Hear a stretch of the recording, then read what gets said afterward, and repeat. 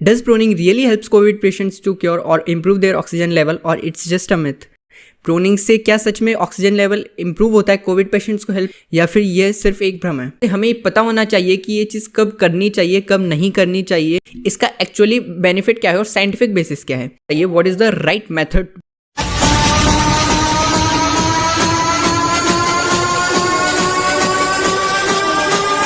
Hello friends, आज हम proning के बारे में बात करने वाले हैं। जिस एरा में हम रह रहे हैं, एक पेंडेमिक, कोविड-19 का पेंडेमिक, जो प्राइमरली रेस्पिरेटरी सिस्टम का वायरस है, रेस्पिरेटरी सिस्टम को इफेक्ट करता है, लंग्स को इफेक्ट करता है।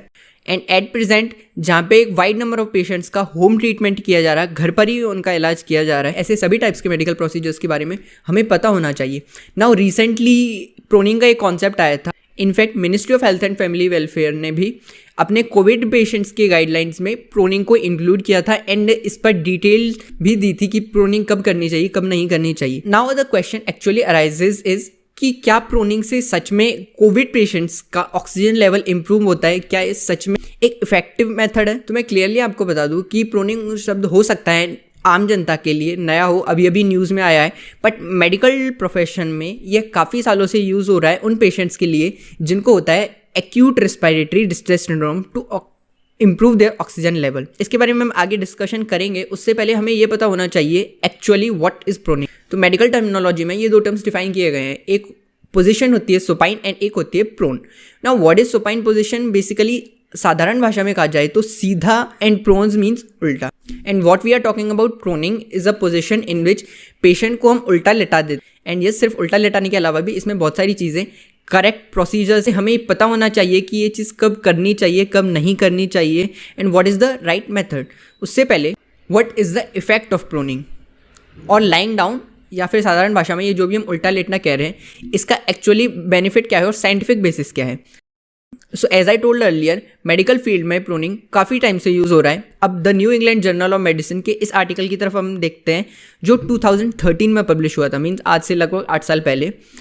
tells about the benefits of proning in the patients of ARDS, acute respiratory distress syndrome। अब इसके नाम से ही पता चल रहा है रेस्पिरेटरी डिस्ट्रेस, और ऐसा ही कुछ कोविड-19 के पेशेंट्स के साथ भी होता है। And this article clearly says that proning improves the oxygenation in the patients of ARDS। तो इसकी डेफिनेशन के अकॉर्डिंग PaO2 और FiO2 का रेशियो जब 150 से कम होता है, then we say that the patient has acute respiratory distress. And datas के अकॉर्डिंग जिन पेशेंट्स को ARDS था एंड जिन्हें प्रोनिंग करवाई गई थी, उन हर 6 में से एक पेशेंट की लाइफ सेव की गई थी because of this procedure. Means this really helps to improve the oxygenation a lot. अब थोड़ा सा हम समझने की कोशिश करते हैं कि इससे ऑक्सीजनेशन या फिर ऑक्सीजन लेवल इम्प्रूव कैसे होता है। So actually lying down in prone position improves the ventilation perfusion ratio. Now what is this? My colleagues with the medical background may already know it. So basically ventilation मतलब हम समझते हैं हवा जो हमारे लंग्स के अंदर पहुंच रही है, एयर जो पहुंच रही है, एंड परफ्यूजन जो ब्लड एल्वियोलाई तक पहुंच रही है। And proning helps to reach the air to the highly perfused areas of the lung, means that are bottom of our lungs.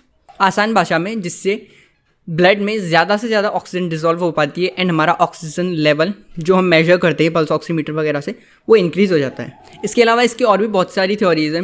इसका एक रीज़न ये भी है कि the ribs on our posterior sides, पीछे की तरफ हमारी रिब्स ज़्यादा फ्लैट है कंपेयर टू द एंटीरियरली जहाँ पे इनका कर्वेचर ज़्यादा है। तो ज़्यादा फ्लैट होने की वजह से जब हम सीधे लेटते हैं सुपाइन पोजिशन में, तो lungs are more compressed, and prone position में लेटने में less volume of lung is compress, से लंग्स में ज़्यादा एयर आ पाती है और ऑक्सीजनेशन इंप्रूव हो पाता है। Now this was scientifically how proning works. Now अब हमें ये पता होना चाहिए what is the right method to prone. तो फर्स्ट ऑफ ऑल ये बहुत ज़्यादा आसान है। पेशेंट्स को लेटाते समय एक पिलो हम उसके शिन ऑफ टिबिया, या फिर हम सिंपल भाषा में कहें तो दोनों पैरों के नीचे रखते हैं, एंड एक पिलो या फिर तकिया गर्दन के नीचे रखते हैं, और यदि हो सके तो पेल्विस के रीजन के नीचे रखते हैं, जो हमारे कमर वाला रीजन होता है। और हाँ, इंपॉर्टेंट चीज़ ये है कि पोजीशनिंग बार बार चेंज होनी चाहिए रेगुलर इंटरवल्स में, रेगुलर टर्न्स में। वो हो सकता है 30 मिनट्स टू 2 आवर्स के बीच में, आधे से 2 घंटे के बीच में ये पोजीशन टर्न करनी चाहिए। लेफ्ट साइड प्रोनिंग भी होती है, लेफ्ट मीन्स बाएं साइड की करवट लेके, आसान भाषा में मैं कहूँ तो दाएं साइड की करवट लेके, ऐसे बार बार पोजीशनिंग चेंज करती रहनी चाहिए। एंड अब बहुत ही ज़्यादा इंपॉर्टेंट क्वेश्चन, प्रोनिंग कब करनी चाहिए और कब नहीं करनी चाहिए। कब करनी चाहिए इसका तो सिंपल सा आंसर है कि किसी भी कोविड के पेशेंट को रेस्पिरेटरी डिस्ट्रेस हो रहा है, मीन्स हम कह सकते हैं ब्रीदिंग डिफ़िकल्टी हो रही है, सांस लेने में तकलीफ आ रही है, तो हम प्रोनिंग ट्राई कर सकते हैं। सबसे पहले मैं बता दूं, it is not a final treatment. Final treatment ये नहीं है, ये एक सपोर्टिव मेथड है। इन केस यदि पेशेंट को ऑक्सीजन नहीं मिल पा रही है, जैसा हमारी कंट्री में हो रहा है अनफॉर्चुनेटली, और time interval till reaching the hospital. And yes, close monitoring of the patient is very important. Regularly patient की oxygen, pulse और if possible ECG भी चेक करते रहना चाहिए. Now one more important question, proning कब avoid करनी चाहिए, कब नहीं करनी चाहिए, और when it is contraindicated. So कोई भी प्रेग्नेंट फीमेल हो, प्रेग्नेंट मदर हो, गर्भवती महिला में खासकर जिसको कोई भी हृदय की बीमारी है, लाइक ब्लड प्रेशर वगैरह और हार्ट अटैक वगैरह की हिस्ट्री है, तो उन्हें प्रोनिंग अवॉइड करनी चाहिए। खाने के तुरंत बाद प्रोनिंग नहीं करनी चाहिए। एंड किसी भी पेशेंट को यदि कोई भी स्पाइनल फ्रैक्चर, रिब्स का फ्रैक्चर या फिर डिफॉर्मिटी, ऐसी कोई भी समस्या हो तो उन्हें भी प्रोनिंग नहीं करनी चाहिए। ओवरऑल यदि नटशेल समरी की यदि बात की जाए तो proning is really beneficial for the patients with respiratory distress और in covid critical patients.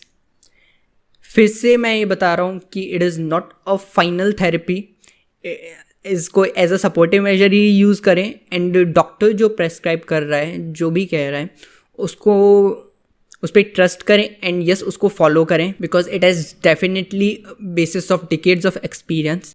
Till then I really hope and pray for a very good health for all of you. So take care and bye.